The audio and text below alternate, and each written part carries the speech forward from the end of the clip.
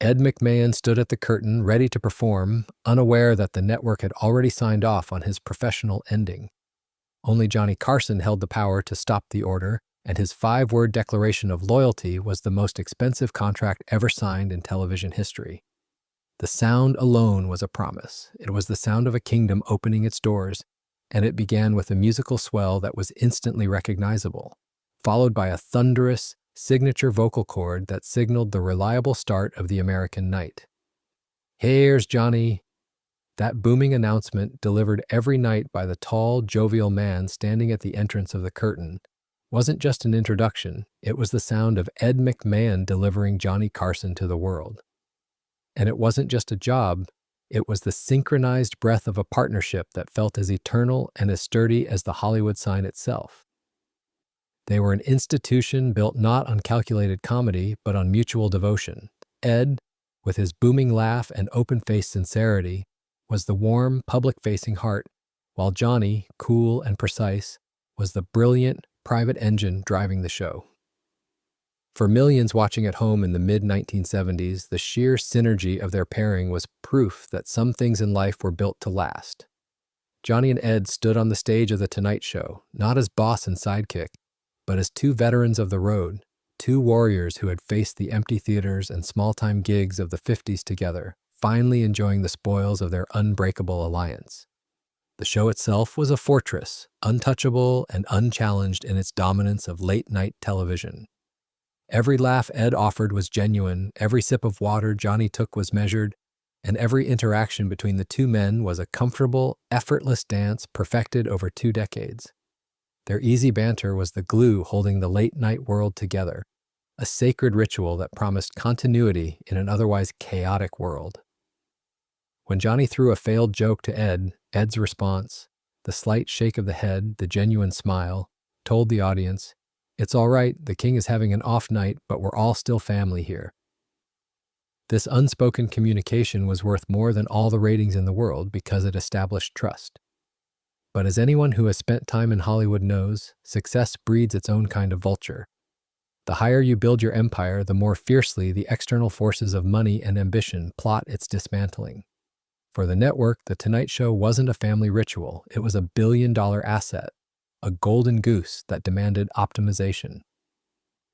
And by the late 1970s, the executives in New York, who saw the world only in numbers and quarterly reports, began to calculate the immense cost of that beautiful, familiar sound of synergy. They watched the show and calculated the vast sum paid to the man standing by the curtain, and to them, that loyal, booming presence looked less like an asset and more like an unnecessary liability. They didn't see the depth of the shared history, the grueling years of ascent, the crucial moments of private support, the simple fact that Ed was the only person in the world who could make Johnny laugh his real laugh, the one he saved only for a select few. They saw only the cost of that laugh. They saw a veteran sidekick whose role, by their cold metrics, could easily be replicated by someone younger and far cheaper. The show's foundation felt unshakable to the audience, but in the gleaming, remote offices of the National Broadcasting Company, a plan was quietly being drawn up to test the limits of Johnny Carson's fame, control, and loyalty. The network had already determined that the show's dominance was a financial problem that must be solved by eliminating the highest-paid element of the set. They were about to learn that the bond between the two men was far more than an on-air gimmick. It was the sacred vow of two friends who had built their dream on a handshake. The stage was set for a confrontation that would define Johnny's character forever, forcing him to choose between the empire he had built and the friend who stood by his side. The network had a name for the phenomenon that was The Tonight Show, the Carson constant. It meant guaranteed revenue, guaranteed cultural dominance, and guaranteed stability. But stability, as the new generation of executives saw it, was simply stagnation wearing a tuxedo. The trouble arrived, not with a loud crash, but with a quiet hum of a new, sterile energy from the corporate suites of New York. His name was Randall Sinclair, the freshly appointed vice president of late-night strategy, a man barely 35 years old who spoke in acronyms and percentages. Randall was the antithesis of everything that made the show feel like a living room. He saw Studio One as a massive, inefficient machine. He didn't watch television, he read data. And the data told him that while The Tonight Show was a jewel, it was a jewel set in an antique, costly mounting. Randall's mandate was simple: optimization. He believed the show could be cheaper, faster, and more appealing to the younger demographic that was starting to look toward rival networks. For the new guard, legacy was irrelevant. Only profit mattered. And when Randall peeled back the layers of the show's enormous budget, one item stood out like a misplaced decimal point: the salary of Ed McMahon. Ed, whose presence was as essential to the show's chemistry as the monologue itself, had negotiated a contract decades earlier that made him one of the highest-paid sidekicks in television history. To Randall, this wasn't loyalty compensation, it was a legacy expense that needed to be surgically removed. The executive spreadsheets described Ed's role as redundant and functionally interchangeable. The booming laugh, the comfortable chair, the decades of shared history. Randall reduced it all to a statistic that could be easily replaced by someone younger and far cheaper. He specifically identified a replacement named Vicky Lane, a quick-witted stand-up performer who was aggressively marketed as edgier and interactive. Randall saw Lane as the perfect solution. She was younger, she would cost a fraction of the price, and she represented the cold, statistical future he envisioned, a future utterly stripped of the show's cozy, sentimental core. The irony, of course, was that Ed McMahon was Johnny's emotional anchor, the one person whose absolute, unconditional adoration provided the necessary foil to Johnny's famous cool. Take Ed away, and you risked extinguishing the very spark that made Johnny Carson the legend. But Randall Sinclair couldn't graph chemistry, nor could he quantify the sacredness of a 20-year friendship. He quietly circulated memos suggesting format refreshment and budgetary restructuring, phrases that carried the subtle threat of institutional upheaval. The goal was not to upset Johnny, no executive was foolish enough to try that directly, but to corner him. The strategy was to present the replacement of Ed not as a personal betrayal, but as a cold, unavoidable business necessity. Randall framed the cost of Ed's contract against the rising budgets of newer, cheaper programs. He wanted Johnny to sacrifice his friend on the altar of corporate efficiency to ensure the show's overall survival. This was the opening salvo in a silent war, a battle between the heart of Hollywood and the spreadsheet that threatened to end the most beloved partnership on television. The call was placed on a Tuesday afternoon. It was an invitation, cold and non-negotiable, to meet in a remote, corporate annex to discuss the future of the show, an annex Randall had specifically chosen because it was miles away from the warm, familiar loyalty of Studio One.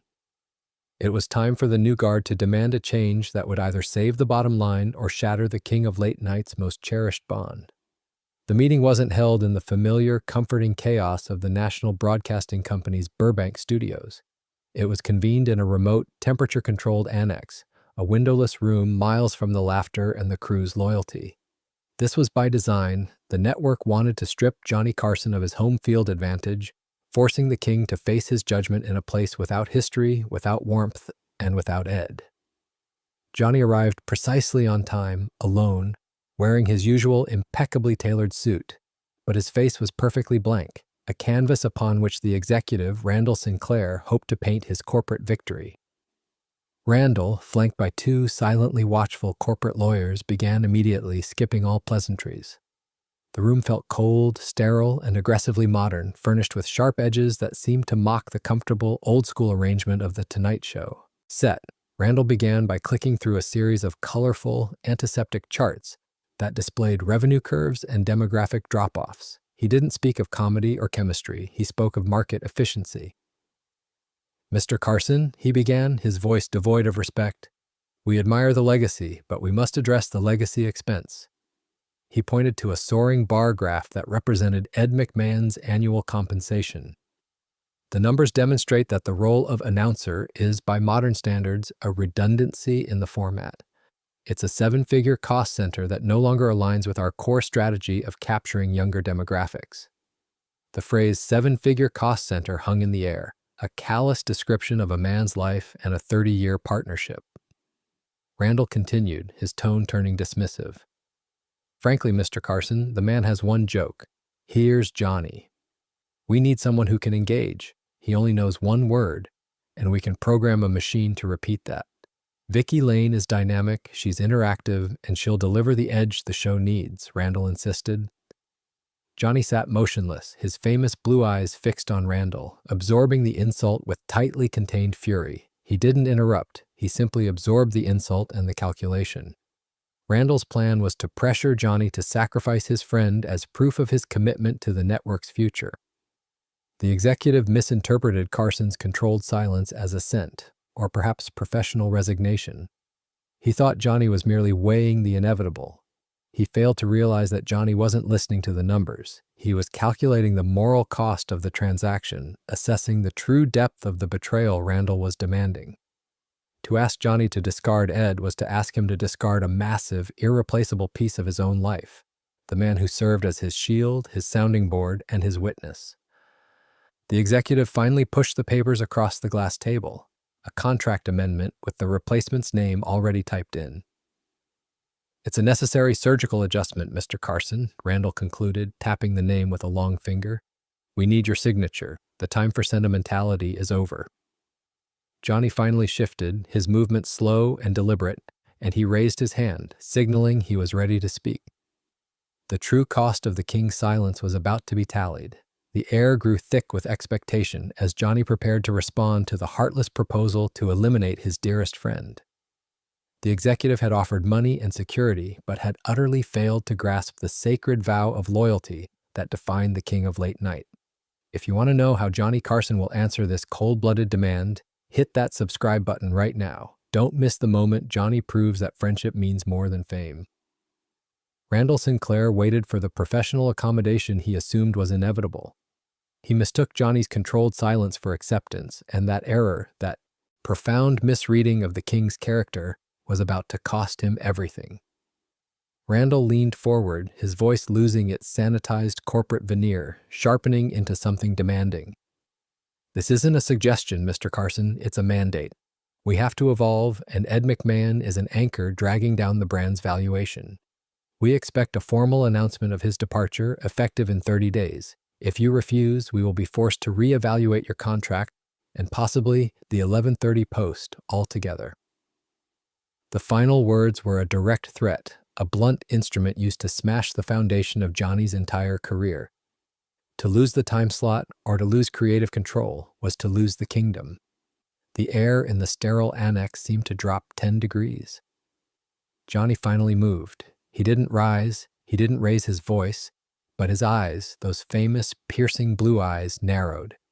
He looked past Randall and the two nervous lawyers, seeing only the history that the network was trying to erase. He was silent for a long moment, allowing the full weight of the executive's hubris to settle in the room.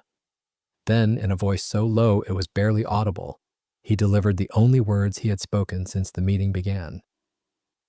"Randall," Johnny said, using the executive's first name, a subtle shift from the formal distance of Mr. Carson.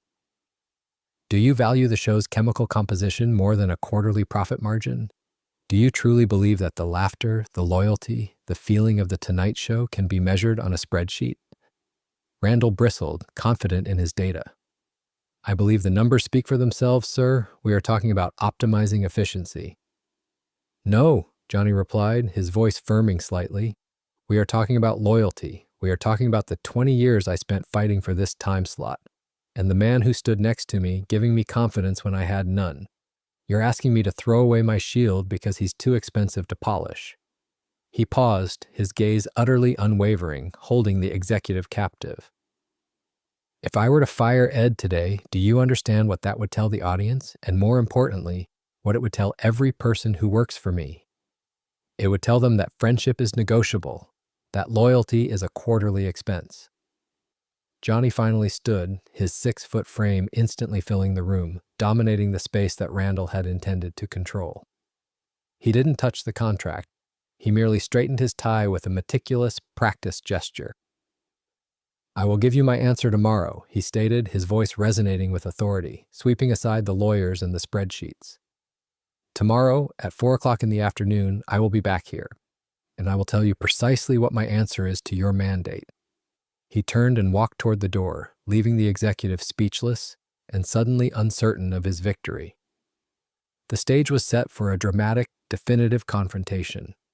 Johnny walked out of the annex and back toward his car, the fluorescent lights of the corporate building a cold contrast to the warmth of his loyalty. The clock was ticking toward 4 o'clock tomorrow, and the king of late night now faced the agonizing choice: sacrifice his friend and maintain his power, or defend his code and risk losing the throne. The king of late night drove away from the corporate annex and toward the quiet sanctuary of his home. But he was not alone. The ghost of 30 years of shared laughter rode beside him, a silent passenger demanding loyalty. The cold glass table and the sterile charts of Randall Sinclair were replaced by the familiar leather and the distant sound of waves outside his Malibu window. Johnny didn't turn on the lights. He poured a small drink and sat in the vast, shadowed living room, allowing the weight of the day and the weight of his career to settle over him. This wasn't a financial decision, it was a moral reckoning. He understood the network's numbers. Ed McMahon's compensation was enormous, a legacy cost that ate into profit margins. The logical, ruthless showman deep inside him argued for self-preservation. Sign the paper, keep the 11:30 post, and maintain the dynasty. But the man sitting in the dark was John, the kid from Nebraska, and John remembered the lonely, lean years before fame. He remembered Omaha, where a young Ed McMahon, already a successful local broadcaster, had taken a chance on the nervous, brilliant magician. Ed had offered more than a job. He had offered belief when the rest of Hollywood saw only potential. That belief had translated into decades of unconditional support, the one constant in Johnny's often turbulent personal life. Ed was the only person in the world who saw past the flawless tuxedo, past the precise timing, to the man who still carried a deep, ingrained fear of failure. Johnny looked out at the Pacific Ocean, a vast expanse of blue indifference that reflected his current dilemma: protecting the billion-dollar empire he built, or protecting the one relationship that made the empire worthwhile. He knew if he signed that contract, the money would remain, the time slot would be safe, and the show would continue. But the laughter would be poisoned forever. The crew would know. The audience would sense the hollow change. He would have sacrificed the living embodiment of his past for a few extra points of profit. Loyalty, he realized, was the only currency that truly mattered to him, the only one he couldn't buy back once spent.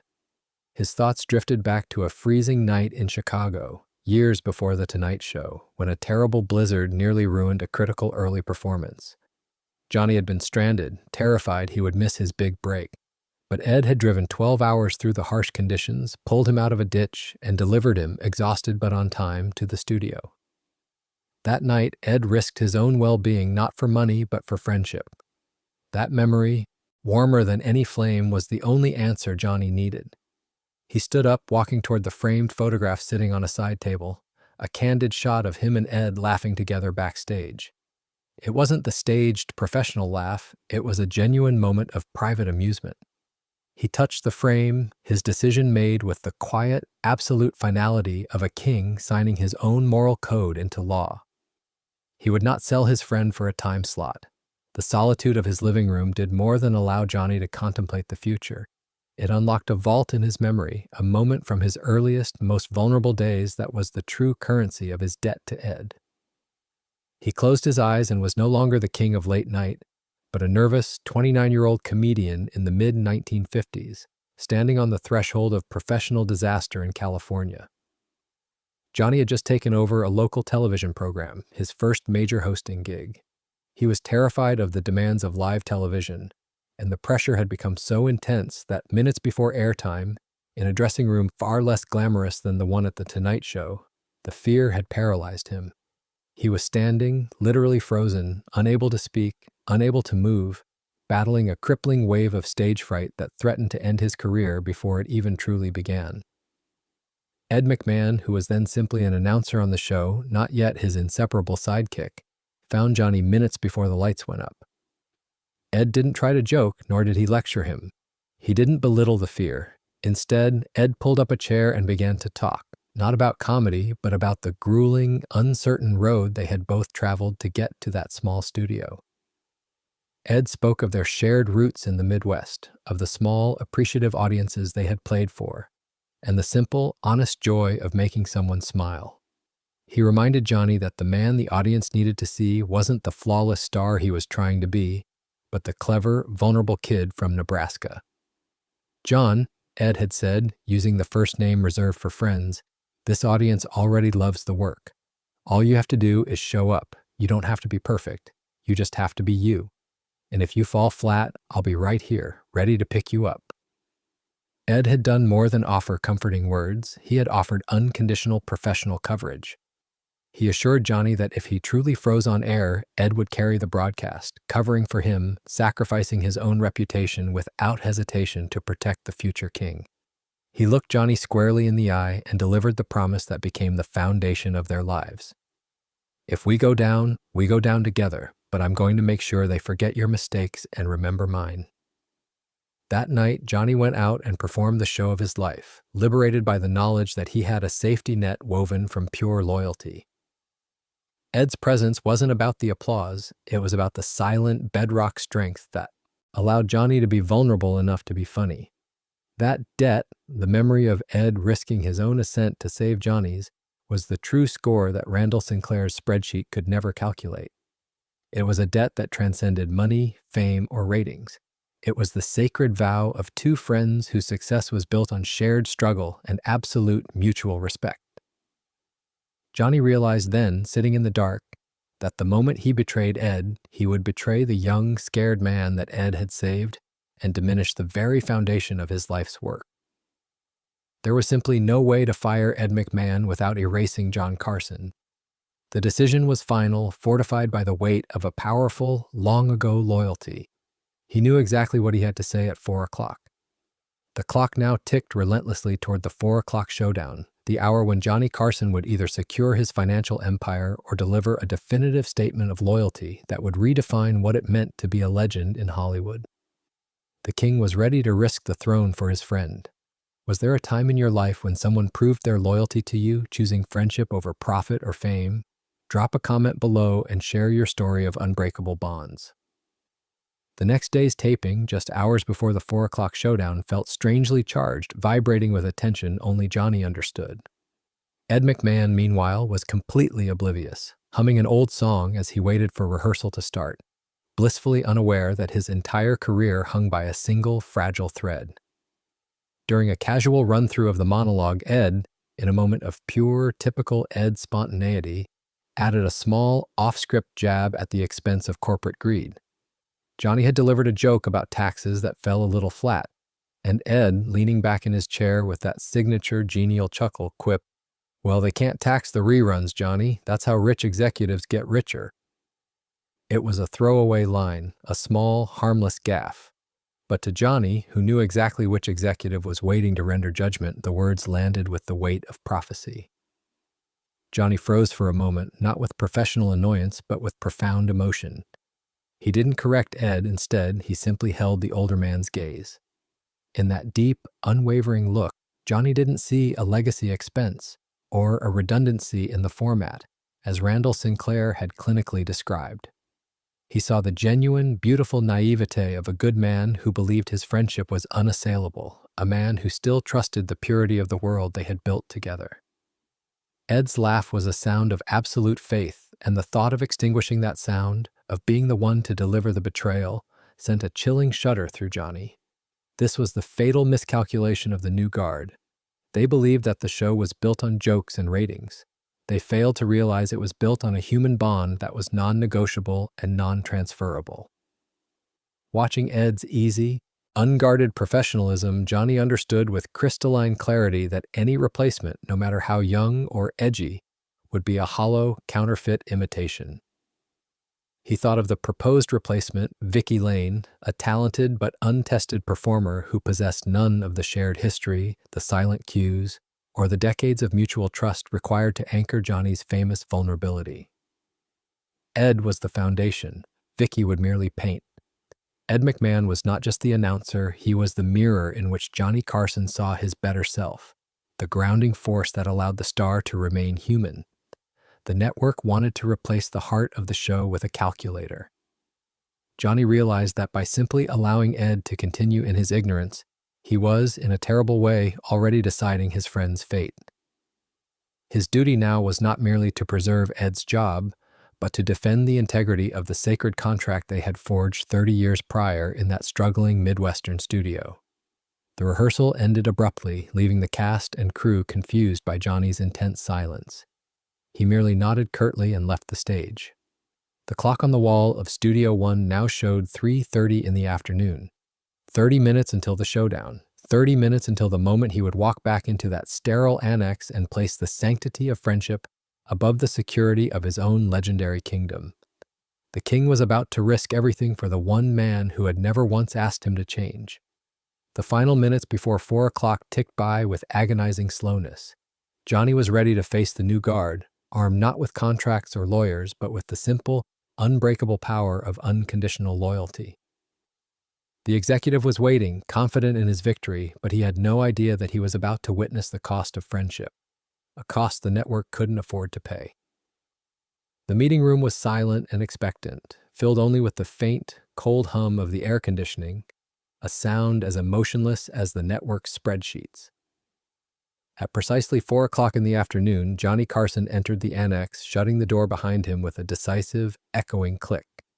Randall Sinclair was seated at the head of the glass table, flanked again by his 2 corporate lawyers. He wore the smug, anticipatory look of a man who believed he had won.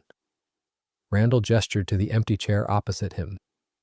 "Mr. Carson, have you decided to move forward with the necessary optimization?" he asked, his voice smooth and condescending.